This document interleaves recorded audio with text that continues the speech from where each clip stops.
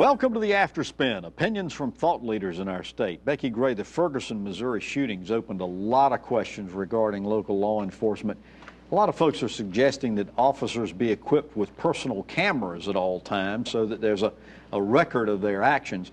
But at the heart of these discussions is a lack of trust among minority communities who believe there's a predominant racial profiling among legal and law enforcement agencies.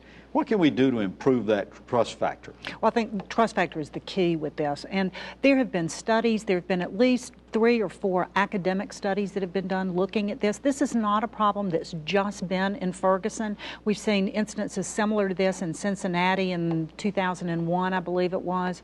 Boston, Dallas, LA, different cities across the country have experienced these kind of situations and problems, and it's something that needs to be addressed, and a lot of people are looking at that. Some of the suggestions that I've seen that seem to make a lot of sense are, again, getting back to that trust factor of ensuring that the police officers are familiar with the communities in which they serve, that they begin to establish relationships before there are incidences like we've seen in these other communities.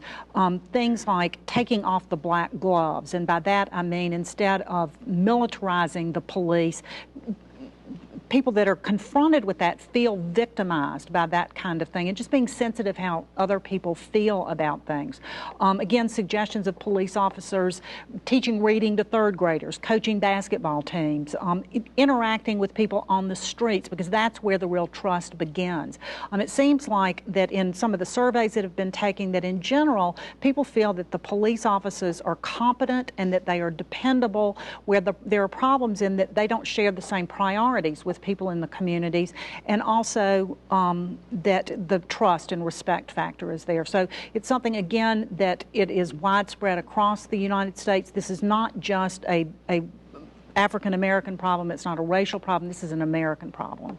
Well, thank you for watching the After Spin. More video all during the week on ncspin.com.